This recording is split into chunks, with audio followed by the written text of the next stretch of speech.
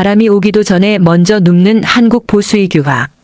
대통령 윤석열 탄핵은 작년 12월 3일 밤 비상계엄 선포 소식을 듣자마자 뇌리에 떠올랐던 그 이미지의 확인이었다.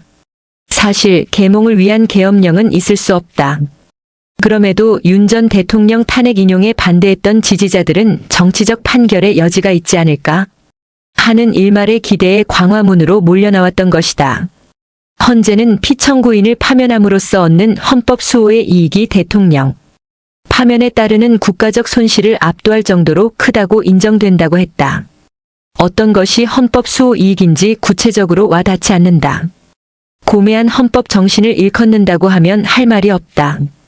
윤 대통령을 파면하지 않으면 그가 또 계엄령을 선포한다든가 헌법을 위반할 것이라는 우려를 염두에 둔 것인지 아니면 헌법을 위반한 사람을 용서하면 국가 채통이 서지 않는다는 말인지 모르겠다. 반면 대통령 윤석열을 파면함으로써 잃는 국가적 손실은 금세 계산된다. 조기 대선으로 당장 수천억 원의 비용이 든다. 60일간 북새통을 치러야 한다. 그 과정에서 불거지는 혼란 분열은 그 반대의 과정에서 일어날 혼란과 크게 다르지 않을 것이다. 무엇보다 대선 주자 지지율 1위를 달리고 있는 더불어민주당 이재명 대표의 대선 출마를 놓고 국민 절반이 우려하고 있는 상황을 헌재는 잘 알고 있었을 것이다. 그는 12개 혐의로 5개 재판을 받고 있다. 그는 민주당 대선 후보가 될 가능성이 높다. 만약 그가 대통령이 되면 재판 진행은 어떻게 되는지 법적 규정이 없고 어느 헌법기관도 답을 내놓지 못하고 있다. 헌법학자들 간에도 견해가 분분하다. 나아가 재판이 진행돼 그가 유죄가 되면 또 어떻게 되는가? 그가 받고 있는 재판 중에는 대북 불법 송금 800만 달러와 연루된 것도 있다. 유죄라면 중형이 선고될 것이고 이는 다시 미국이 주도하는 유엔의 대북 제재까지 위반한 것이 된다. 가정이지만 이런 죄를 지은 사람이 대한민국 대통령으로 있을 수 있는가? 정치적 판결 외에 윤 지지자들이 한가닥 기대를 걸었던 부분은 절차적 정당성에 대한 엄격함이었다. 그와 관련한 부분은 3가지다. 대통령의 비상계엄이 사법심사의 대상이 되느냐, 소추의결서에 있던 내란죄를 뺀 것은 재의결이 필요하지 않는가, 전문법칙의 적용이 과연 법에 맞는 것인가. 이는 모두 헌재가 판단의 객체가 되는 성격을 지녔다. 우선 대통령의 헌법적 권한인 비상계엄 선포에 대한 해석에서 헌재는 심사할 수 있다고 스스로 권위를 부여했다. 헌법이 비상계엄을 대통령에게 부여한 데는 고도의 통치행위로서 사법심사의 영역 밖을 상정한 것이라는 많은 헌법학자들의 주장도 있다. 같은 대통령제인 미국에서는 이를 폭넓게 인정한다. 여기에 대해 헌재는 납득할 만한 설명을 내놓지 않았다. 내란죄를 빼고 심사하는 것도 정당하다는 헌재의 결정 역시 그 반대의 주장이 강력하고 헌재가 스스로 자신에게 권위를 부여한 것이므로 낯간지러운 일이다. 피청구인 변호인이 애초 내란죄 없이 국회 의결을 했다면 부결됐을 것이라는 주장에 대해 가정적 주장이며 객관적 근거가 없다고 단칼에 잘랐다. 그러나 안철수 의원 등 소추안의 가결표를 던진 여당 의원 중에는 내란죄를 빼고 투표에 붙였다면 달리 생각했을 것이라고 밝힌 바 있다. 마지막으로 헌재의 탄핵 심판 절차는 형사소송법을 준용해 피의자가 전문 증거에 동의하지 않으면 증거로 채택할 수 없다는 것이 명백함에도 그리고 헌재법 40조에 같은 명문이 있음에도 헌재는 전문 증거를 채택했다. 이 역시 스스로 입법을 한 것이나 다름없다. 대통령 윤석열 탄핵을 뒤집기에는 사실 비상계엄의 충격이 너무 컸다. 그렇더라도 절차적 정당성을 허술하게 다뤄선 안 된다. 더구나 헌재가 스스로 권위를 부여하거나 입법행위까지 하는 것은 매우 위험한 행위다. 더 가관인 점은 좌파 재판관들의 이러한 행태에 대통령과 여당이 추천한 우파 재판관들조차 제대로 된 보충 의견을 하나도 내지 않았고 게다가 반대하지도 않았다는 사실이다. 헌재는 탄핵 심판에서만큼은 진영으로 나뉘어진 정치재판소다. 그런데도 그들은 자기 진영과 그들의 신뢰, 그리고 그 자신의 신념까지도 저버렸다. 바람이 오기도 전에 먼저 눕는 한국 보수주의자들의 모습이다. 지식의 권위 상실과 극단주의 정병기. 헌법재판소의 선고는 간단하다. 윤석열 대통령을 파면한다는 것. 122일을 기다려온 판결이다. 국민의힘도 승복을 선언했다. 판결문은 분명히 지적했다. 신속하게 비상계엄이 해제된 것은 시민들의 저항과 계엄군의 소극적 임무 수행 덕분이라고. 독재의 인습을 버리지 못한 미발육 정치를 성숙한 민주시민들이 막아냈고 헌재는 이를 제대로 인식했다. 윤석열 전 대통령은 국민의 신뢰를 중대하게 배반했으므로 그를 파면함으로써 얻는 헌법 수호의 이익이 파면에 따르는 국가적 손실을 압도할 정도로 크다는 사실이 공인됐다. 본안에 대해 모두 중대한 위헌 위법임이 공표됐다. 윤석열 전 대통령의 위헌 위법 행위는 헌법 수호의 관점에서 용납될 수 없는 중대한 법 위반 행위에 해당한다고 헌법재판관들은 전원일치 의견을 냈다. 폭설을 맞으며 찬 바닥에서 밤을 지새운 시민들을 생각하면 눈물겨운 판결이다. 인용이 예상됐지만 혹시라도 기각이나 각하로 결정됐다면 그 엄혹한 세월을 또 어떻게 견딜지 불안감을 떨치지 못한 시민들이 적지 않았을 것이다. 그만큼 인용 선고는 감동적인 순간이었다. 탄핵 소추단의 치밀한 준비가 크게 작용했겠지만 판결문처럼 성숙한 시민들의 지속적인 관심과 연대가 이뤄낸 승리라는 점을 부인할 수 없다. 이제 통합과 안정의 목소리가 커지고 있다. 곧바로 대선 전국이 시작된다. 선거는 대개 분열의 싹을 틔우고 갈등을 심화시킨다. 박근혜 전 대통령 때와 달리 이번 탄핵에서는 탄핵 반대 진영의 결집도 컸다. 판결문은 국회와 야당에 대한 일침도 잊지 않았다. 소수 의견을 존중하고 대화와 타협을 위해 노력해야 한다는 것이다. 그러나 단순히 통합만을 주장하기에는 석연치 않은 흐름도 있다. 탄핵 반대 집회는 이미 힘이 빠지고 있다. 적어도 윤석열 전 대통령에 대한 지지로 보수 집회가 이어지기는 힘들 것이다. 하지만 자유민주주의라는 이름으로 극단 세력은 다른 대안을 찾아 집결할 가능성이 크다. 민주주의를 지키기 위해 반민주 세력까지 통합해야 하느냐는 의문이 생기지 않을 수 없다. 진정한 민주주의는 반민주 세력까지 용인해야 한다는 주장도 있다. 하지만 그렇게 한다면 사회제도는 유지될 수 없다. 논리적으로 보더라도 반민주 세력을 용인한다면 민주주의는 왜 그토록 봉건제와 독재에 맞서 저항해왔는가? 반민주적인 주장을 할지라도 최소한 그 절차와 방식은 민주주의 틀 내에서 실행되어야 한다.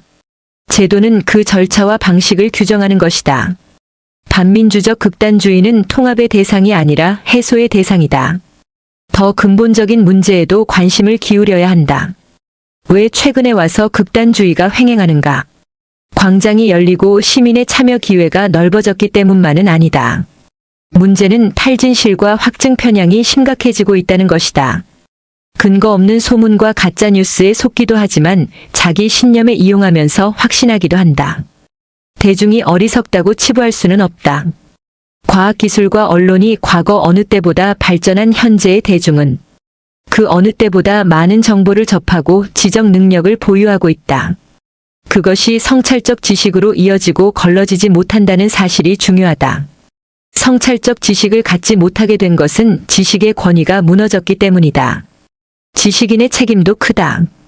그들의 비학문적, 비교육적, 비민주적 행태들이 이 현상을 부추겼다. 하지만 그것이 근본적인 원인은 아니다. 문제는 지식인의 권위 추락이 아니라 지식의 권위 상실이다. 이제 사회대 개혁이다. 국제적 규제 완화 경쟁의 숨은 그림들. 한국 민주주의 기능부전 처방전. 정보와 지식의 홍수라는 사회 변화도 물론 중요한 요인이다. 누구나 학교와 지식인을 통하지 않고도 쉽게 정보를 습득하고 해석하는 능력을 가지고 있다. 문제는 그것을 비판적으로 성찰하고 판단하는 능력이 결여됐다는 것이다. 그 능력은 인간적 덕목과 사회적 가치가 올바로 서 있어야 가능하다. 신자유주의 이후 세계의 변화를 돌아보면 문제의 원인을 짐작할 수 있다. 특히 우리나라의 경우에는 출세와 성장 위주의 교육과 문화가 크게 작용했다. 초중등 교육은 대학 입시에 매몰되고 대학 교육은 상업화돼 취업학원으로 전락하고 있다. 성찰적 지식을 함양하고 민주시민을 양성하는 교육은 찾아보기 어렵다. 탄핵의 강을 건넌 것으로 문제가 해결된 게 아니다. 두 번의 대통령 탄핵은 1987년 체제의 제도적 결함의 징후다.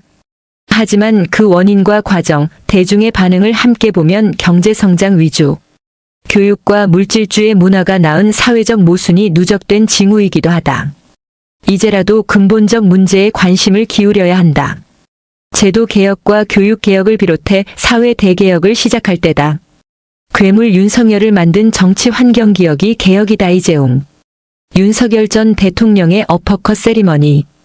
인수위 사진기자단. 봉준호 감독의 영화 괴물이 1006중. 영화 초반 한강공원에서 벌어지는 괴물의 첫 등장시는 명장면으로 꼽힌다. 평화롭던 시민들을 한순간 충격과 공포로 몰아넣은 괴물은 주한미군이 무단 방류한 포름알데히드의 영향 때문에 생겨난 돌연변이었다. 지난해 12월 3일 현실 속의 괴물이 여의도를 중심으로 대한민국을 강타했다. 괴물 윤석열, 그는 민주화 이후 가장 폐쇄적이고 독재적인 대통령으로 등극했다. 어떻게 등장한 것일까? 첫째, 괴물의 탄생은 국민의힘이 조성한 오염된 정치 환경이 불러왔다. 당내 민주화 실패와 고질적인 계파 정치는 정당 내부에서 인물을 키워내는 기능을 마비시켰다. 이른바 불임정당이 된 국민의힘은 대선 때마다 인기에 영합한 깜짝 인물 수혈에 의존해 정당 정치를 왜곡시켰다. 2017년 반기문 전 유엔 사무총장을 후보로 옹립하는 데엔 실패했으나 2022년 대선 때는 검객 출신 윤석열을 앞세워 정권을 잡는 데 성공한다. 그러나 외부 수혈은 정당의 실패를 넘어 국가의 위기를 초래하는 도박이었다. 당내에서 차기 지도자감을 키워내지 못하고 될성 부른 나무는 떡잎부터 잘라내면서도 집권 프리미엄의 단물은 빨아먹고 싶은 습성, 문제는 이로 인한 정당 정치 왜곡이 괴물을 낳는 취약성을 안고 있다는 점이다. 민주적 리더십이나 정책 능력이 검증되지 않은 인물에게 막강한 권력을 쥐어준 대표적 사례가 윤석열이다. 국민의힘이 탄생시킨 윤석열 정권은 임기 초부터 헌법 파괴의 전조 증상을 보였다. 0.73% 피라는 역대 최소 득표차로 당선됐음에도 불구하고 협치 대신 독선을, 정치 대신 폭력을 택했다. 대통령을 배출한 공동운명체 국민의힘은 민의를 반영하는 일에 당연히 최선을 다해야 했지만 임기 내내 이른바 용산 출장소로 전락했다. 12.3 비상계엄 이후에도 국민 편에 서는 대신 극우 세력과 동행하며 내란동조 행태를 보였다는 점은 더욱 충격적이다.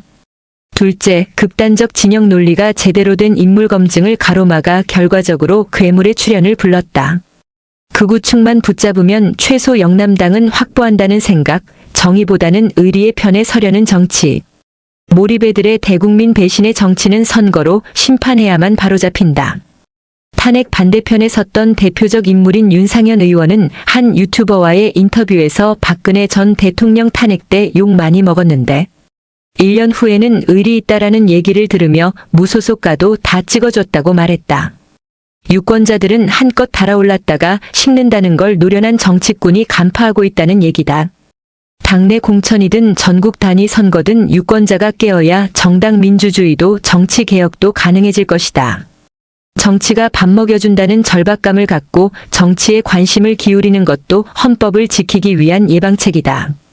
보수주의 창시자인 영국의 정치가 에드먼드 버크는 일찍이 악이 승리하는 이유는 간단하다. 선한 자들이 아무것도 하지 않는 것이다라는 말로 정치 무관심을 경계했다. 헌법을 무력화시킨 내란 세력이나 내란동 조세력들에 대해선 유권자들이 몇 년이고 기억해서 정치적 심판까지 내려야 재발을 막을 수 있다. 불보듯 뻔한 위헌도 위헌이라 말하지 못하는 정치 세력이 한줌 극우 세력의 눈도장을 찍고 중도층의 망각에 기대는 일이 반복된다면 정통 보수정당은 소멸하고 대한민국 정치는 악순환의 질곡에서 벗어나지 못할 것이다. 기억이 곧 개혁이다. 헌재의 윤석열 파면이 쓸 미래 역사 정경훈. 정치인의 정치적 행동의 적법성 여부에 대한 사법적 판단은 본인뿐만 아니라 그 나라의 운명을 결정한다. 대표적인 예가 아돌프 히틀러의 맥주올 폭동에 대한 법원의 온정적 판결이다. 히틀러는 1923년 뮌헨 맥주올 폭동으로 바이에른주 정부를 전복하려 한 혐의 반역죄로 기소됐다. 재판은 자신을 독일의 구원자로 각인시키려는 히틀러의 선전장이었다. 재판장 게오르크 나인하르트가 판을 깔아줬다. 히틀러에 공감하는 독일 민족주의자로 히틀러가 4시간에 걸쳐 자신의 반역죄를 합리화하는 장광설을 늘어놓도록 했다. 선고도 반역죄 처벌을 위한 공화국수호법의 최저 형량징역 5년에 그쳤다. 그것도 몇 달 후에는 형 집행을 유예한다는 단서까지 붙여 히틀러가 8개월 남짓 복역하고 풀려나도록 했다. 히틀러가 1922년 정치적 라이벌인 오토 발러슈테터의 연설을 방해하며 동조자와 함께 폭력을 휘두른 혐의 난동죄로 기소돼 징역 3개월을 선고받고 1개월 복역한 뒤 보호관찰 4년 처분을 받은 사실도 무시됐다. 정상적 판결이라면 당연히 가중처벌해야 했다. 그 재판의 판사도 나인하르트였다. 무엇보다 결정적인 것은 나인하르트가 독일 내에서 반역죄를 저지른 외국인은 추방토록 한 공화국수호법 규정을 적용하지 않았다는 사실이다. 히틀러같이 독일인처럼 생각하고 느끼는 사람에게는 적용할 수 없다는 게 그 이유였다. 당시 히틀러의 국적은 오스트리아였다. 이런 사실을 꺼낸 이유는 헌법재판소에 윤석열 파면이 우리의 어떤 미래 역사를 그려갈 것인가라는 의문 때문이다. 역사에서 가정은 무의미하다. 그러나 법원이 히틀러를 봐주지 않았다면이라는 가정적 질문은 흑역사를 되풀이하지 않기 위해 필요하다. 히틀러 재판은 제3제국 출현으로 이어져 법치의 파괴, 도덕과 윤리의 총체적 타락을 길을 열었다. 헌재의 윤석열 파면은 법치가 만개하고 상식이 존중받게 될까? 아니면 정치 이념에 오염된 법 기술자들이 판을 치는 법치의 파탄을 초래할까? 탄핵 재판은 돌이켜볼수록 가슴 쓰리지만 그래도 돌아봐야 한다. 파면 결정이 법과 원칙에 따른 판결인지, 진영 논리와 편향된 이념의 결과물에 법률의 외피를 씌운 사기극이었는지 말이다. 그런 의심을 억누르지 못하게 하는 가장 결정적인 대목은 탄핵소추 사유에서 내란죄를 빼겠다는 야당 측의 요청을 받아들였는지 아닌지도 분명히 하지 않은 채 탄핵 심판을 강행한 것이다. 내란죄는 결정적인 탄핵소추 사유였다. 이를 빼면 각하해야 했다. 탄핵 재판은 형사소송 절차를 준용해야 하고 형사소송에서 공소장탄핵 재판에서는 탄핵 소추안 변경은 기본적인 공소사실이 동일한 경우에만 가능한 공소사실, 동일성 원칙이라는 법리를 들이댈 필요도 없다. 내란죄로 탄핵 소추했는데 내란죄를 빼는 것은 대국민 사기다.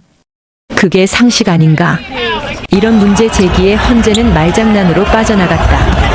내란죄가 없다면 탄핵안이 통과되지도 않았을 것이라는 윤 대통령 측 주장을 객관적 근거가 없는 가정적 주장에 불과하다며 배척했다. 헌재의 논리 역시 객관적 근거 없는 가정적 주장이긴 마찬가지다. 내란죄 없는 탄핵안을 표결하지도 않았는데 통과됐을지 아닐지 알 수 없는 노릇 아닌가. 이런 말장난은 이재명 더불어민주당 대표의 위증교사 1심 판사의 위증은 있었지만 교사는 없었다는 무죄 판결이나 공직선거법 2심 판사의 백현동 용도 상향은 국토부의 협박 때문이라는 이 대표의 말은 거짓말이 아닌 의견 표명으로 무죄라는 판결과 한데 묶을 수 있는 자의적 독단적 판단이다. 대통령을 파면에 얻는 헌법 수호. 이익이 파면에 따른 국가적 손실을 압도할 정도로 크다고 한 것도 마찬가지다. 그 이익은 누구를 무엇을 위한 이익인가? 그 판단 기준은 무엇인가? 어느 법 어디에 그런 기준이 있나? 헌재 결정은 계엄령 선포를 유도한 민주당의 입법 폭주 탄핵 폭주. 행정부 마비 기도에 분노했던 중간적 입장의 국민들에게도 정당한 판결인가라는 의심을 품게 했을 것이다. 그 의심은 이런 사법부하에서 우리의 법치는 제대로 기능할 것인가라는 의심으로 확대되면서 쉽게 가라앉지 않을 것이다. 제가 실패한 국민통합, 남긴 숙제 풀어야 노동일 기자. 만장일치 인용 헌재 결정. 중도적 해결 방법 접어려. 개헌 의제로 국민통합을. 헌법은 통합 과정의 법질서이다. 사회통합과 헌법재판의 역할이라는 방승주 교수의 논문에 나오는 말이다.